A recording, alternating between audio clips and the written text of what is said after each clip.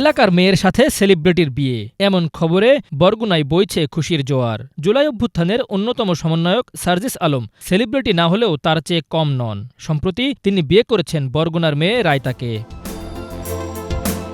বরগুনা সদর উপজেলার ২ নং গৌরীচন্না ইউনিয়নে লাকুরতলা গ্রামে সার্জিসের শ্বশুরবাড়ি। এই বিয়ে নিয়ে ওই এলাকার মানুষ খুবই খুশি।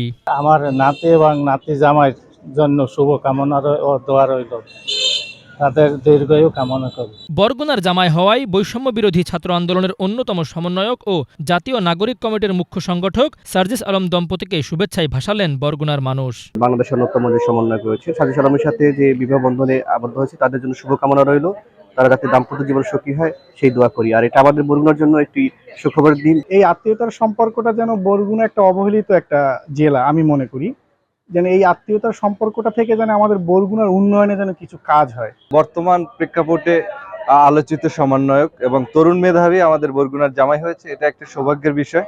এবং বরগুনা যেহেতু আমরা আশা রাখি বরগুনা তারই হাত ধরে হয়তো উন্নয়নের পথ দেখবে। এবং এছাড়াও আসলে সে যাকে বিবাহ করেছে সে একজন কোরআনের হাফেজ, এটা আমি মুসলমান হিসেবে আসলেই অনেক খুশি। ভবিষ্যতে যেন সার্জিস আলম আমাদের বরগুনার দিকে একটু নজর রাখে এবং উন্নয়নের ছোঁয়া লাগে, এটা আশা করি আমরা।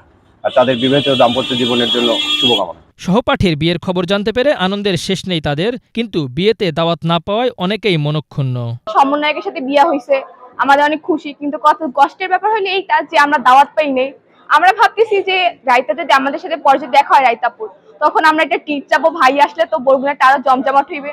ইনশাল্লাহ তারা ভালো থাকুক, এটাই দোয়া করি। এই বিষয়টা আমরা খুবই আনন্দিত, কারণ তার ভালো এক জায়গায় বিয়ে হয়েছে, কিন্তু দুঃখের বিষয় হলো তার বিয়েটা আমরা সেটা ফেসবুকের মাধ্যমে জানছি, কিন্তু দাওয়াত দেয় নাই। আমাদের বরগুনা গণদুলাভাই সার্জিস আলম, উনি যদি বরগুনা আসেন তাহলে আমরা স্কুলে সবাই দলবল নিয়ে তার কাছে ট্রিট চাওয়ার এটাই আশা। আয়েশা জাহান রায়তা ছিলেন বরগুনা কলেজিয়েট মাধ্যমিক বিদ্যালয়ের মেধাবী ছাত্রী।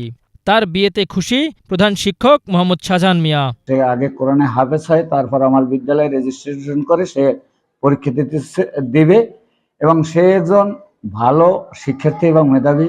সার্জিস আলম, তার সাথে যে বিবাহের কথা শুনে আমি খুবই উৎফুল্ল এবং উৎসাহিত হয়েছি, কারণ আমি আমার একজন শিক্ষার্থী একটা ভালো জায়গায় পৌঁছুক, এটাই আমরা আশা করি। আমি তাদের দাম্পত্য জীবনকে সুন্দর এবং সুখময় হোক, এটাই আমি কামনা করি। সার্জিসের শ্বশুর সুপ্রিম কোর্টের deputy attorney general advocate Lutfor Rahman. এক বোন ও 2 ভাইয়ের মধ্যে সার্জিস আলমের স্ত্রী রায়তা মেজো। তিনি কোরআনের হাফেজা এবং সবসময় পর্দা করে চলেন। Bangla vision news desk.